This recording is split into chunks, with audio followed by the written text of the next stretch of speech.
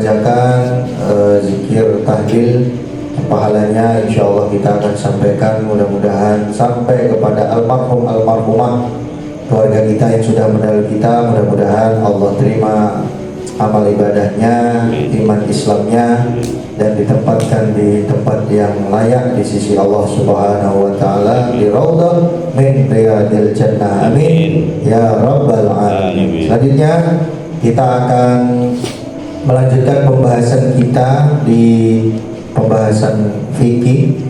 Yang kemarin kita sudah masuk pada pembahasan yang pertama tentang Islam, kemudian rukun Islam.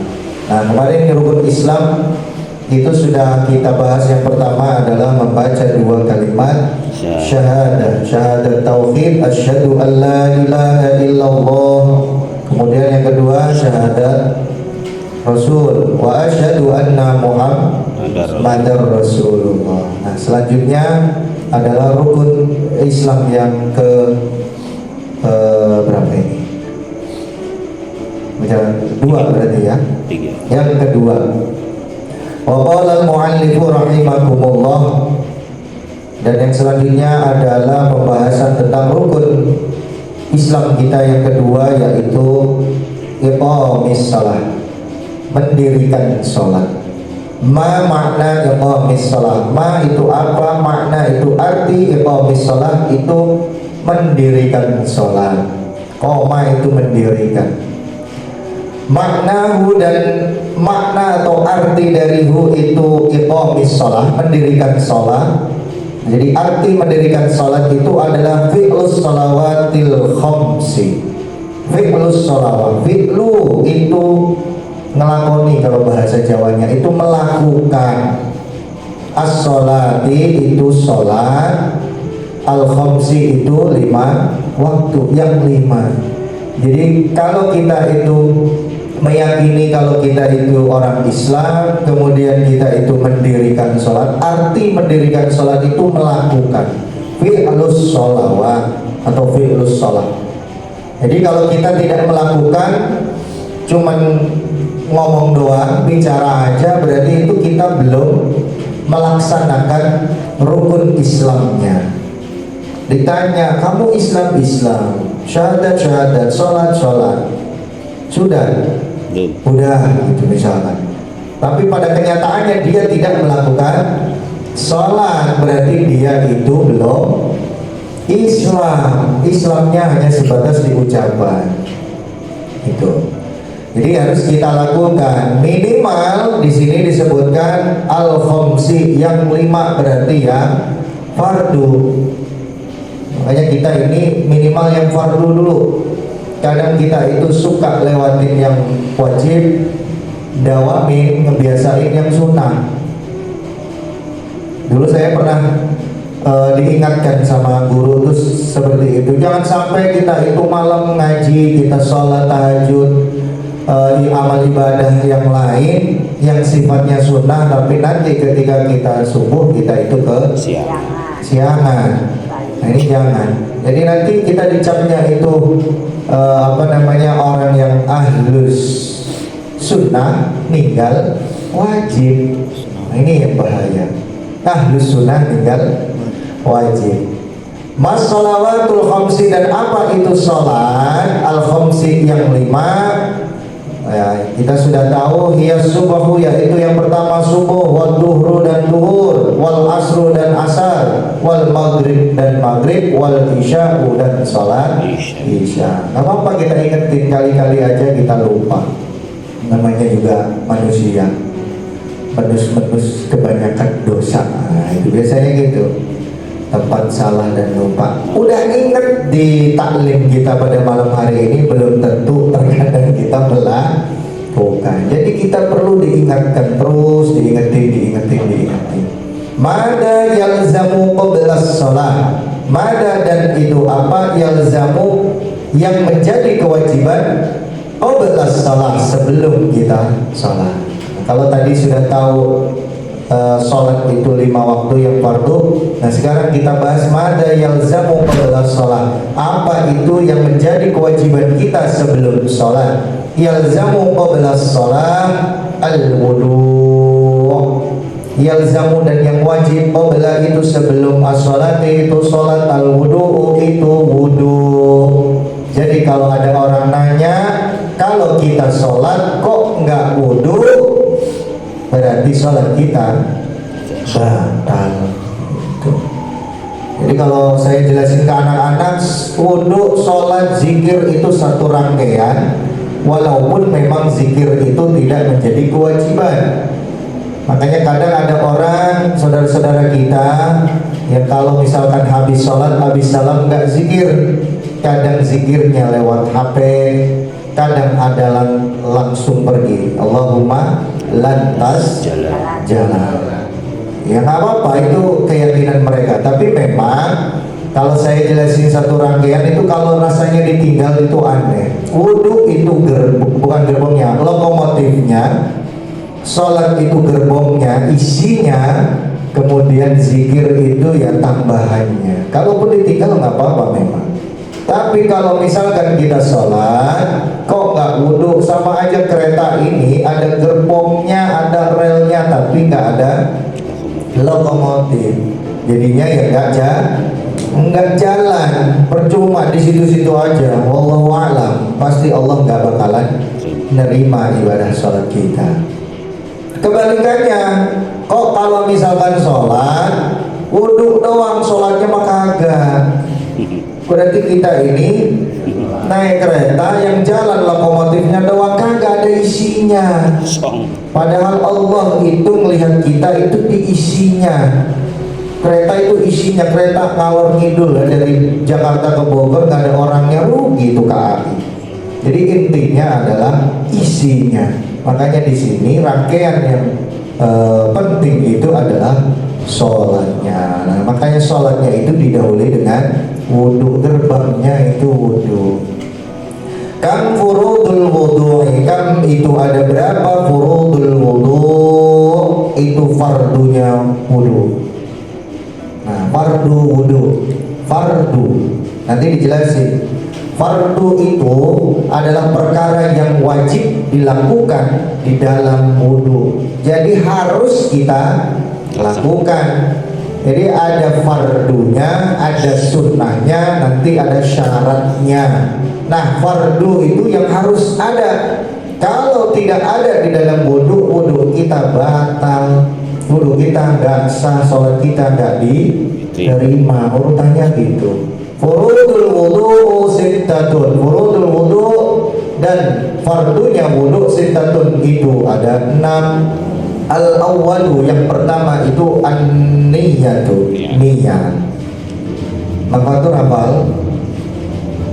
Nawaitul wudu'a li rabbil hadasil asghari fardhul lillahi ta'ala.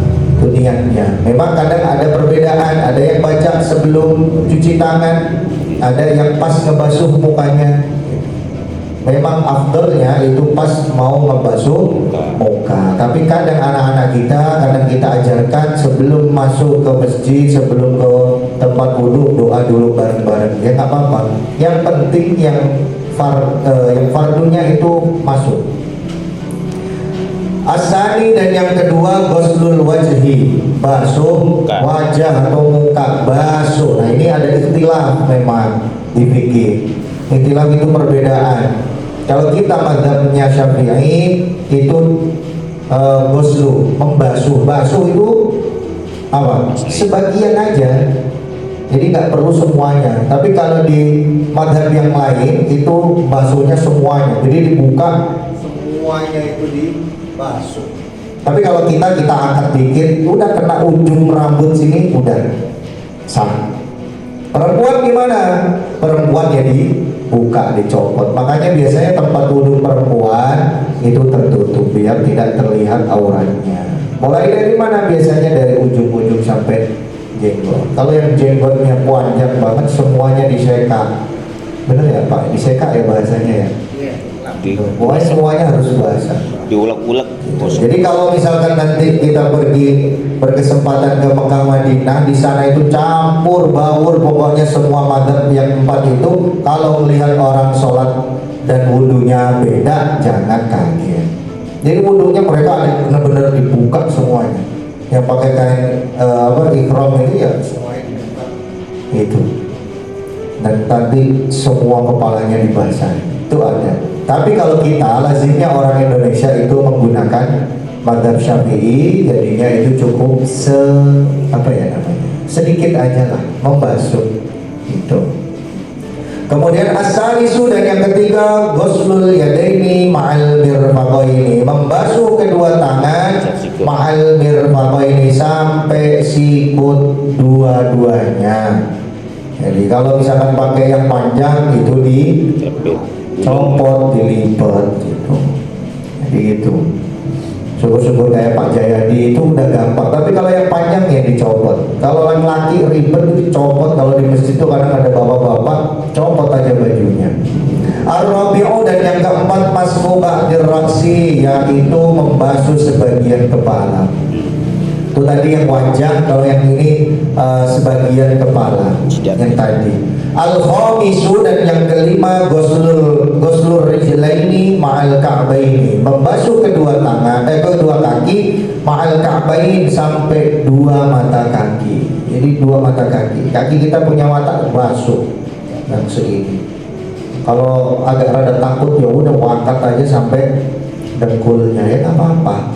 Kalau bisa, kalau ada sunahnya itu dibasuh sela-sela kakinya gitu. Nah terus kalau misalkan kumur-kumur, basuh hidung, basuh telinga, itu sunnahnya itu boleh. Kalau dijumlahin semuanya ada 13. Kita bahasnya itu yang fardu, yang wajib. Karena pernah saya menjelaskan ke anak-anak ini, terus orang tua ada yang komen, "Mister, anak saya kok wudunya kayak begini, gimana Bun? Cuman ini doang," katanya, kata Mister Rafi, "boleh yang 6 doang." Waduh, ini bahaya. Biasanya yang 6 kayak gini nih, biasanya dalam keadaan darurat. Lagi misalkan darurat airnya tuh nggak ada, ya udah nggak apa-apa, yang 6 aja ini, yang penting dibasuh. Kadang sampai kita ulang 3 kali pun itu ditinggal. Ya, jadi kita cukup sekali kalau memang dalam keadaan darurat. Jadi Islam itu tidak memberatkan.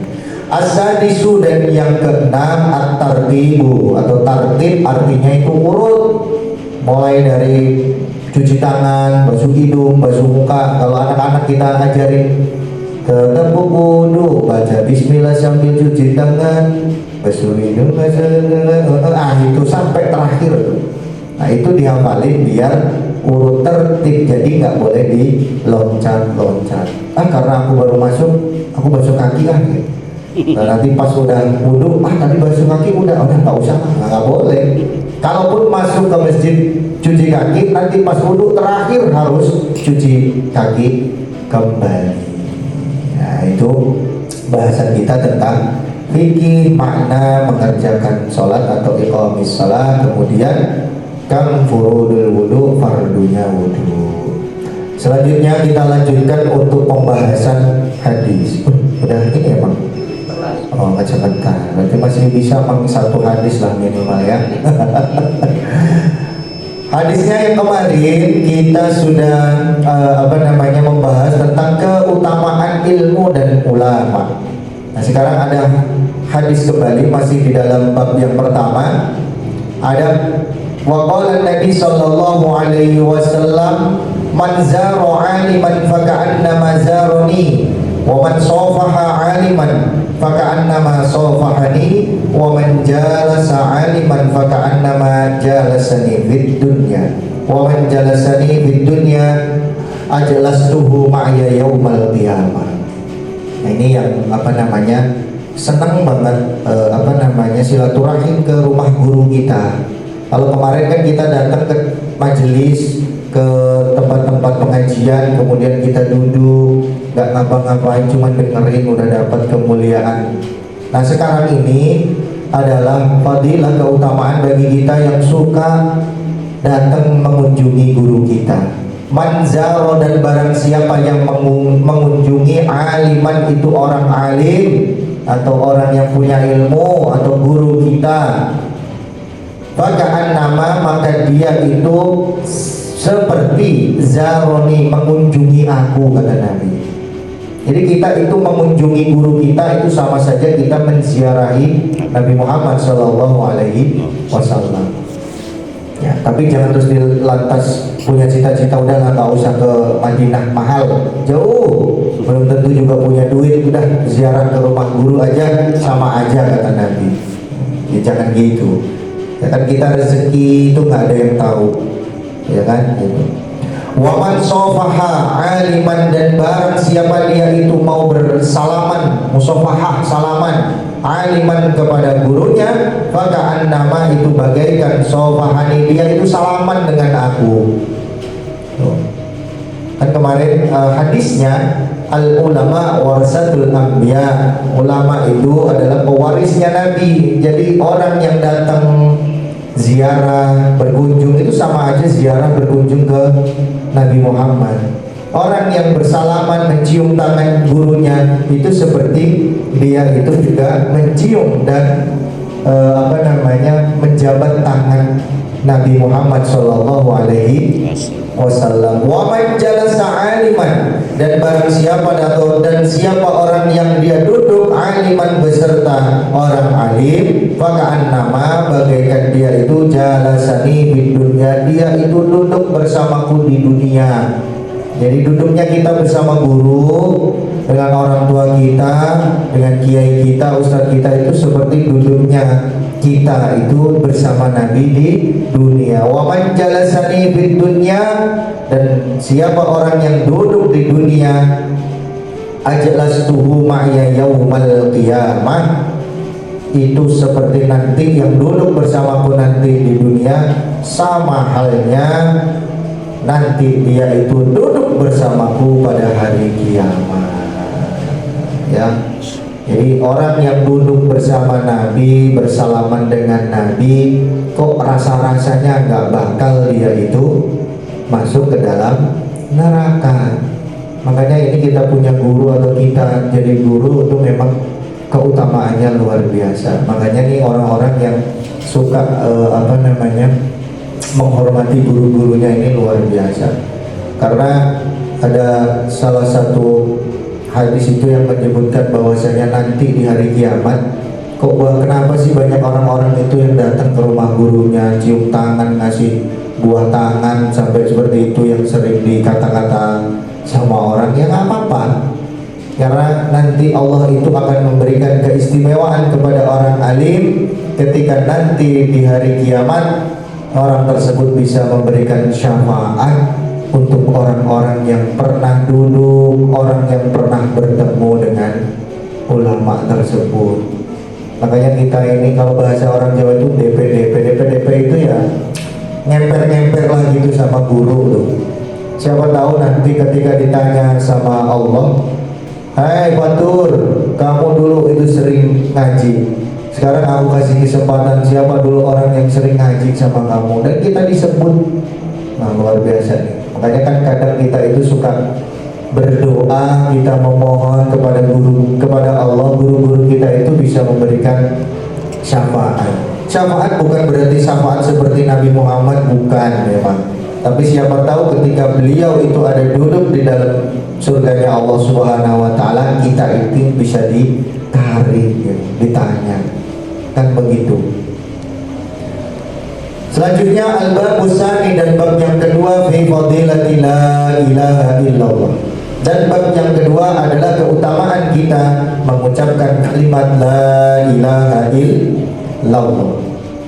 Qala Nabi sallallahu alaihi wasallam, man qala kulla yaumi la ilaha illallah Muhammadur Rasulullah mi'ata marrah jaa yaumal qiyamah wa wajhuhu kal badri.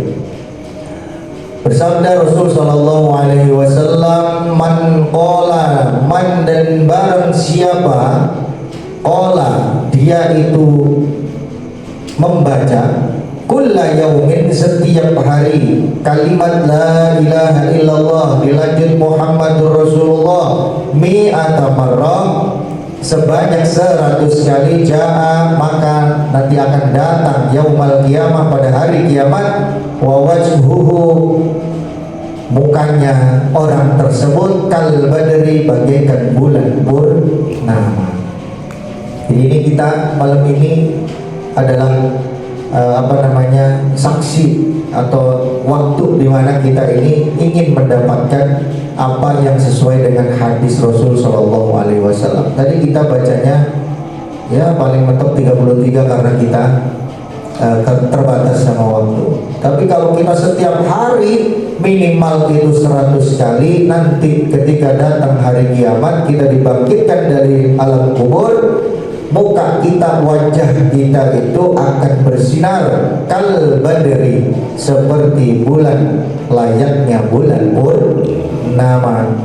Kalau kita sering dengar nanti ketika kita dibangkitkan Allah di yaumul ba'ats, di hari kiamat, muka kita itu kan nanti beda-beda. Yang sering sholat, yang gak sering sholat, yang sering ibadah, orang yang pelit, orang yang macam-macam pokoknya. Nah, ada ini satu jalan, satu cara bagaimana kita itu mukanya bisa bersinar.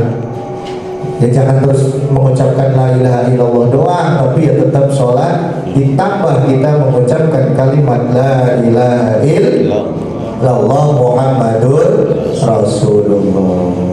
Wallahu a'lam bishawab. Itu yang bisa saya sampaikan.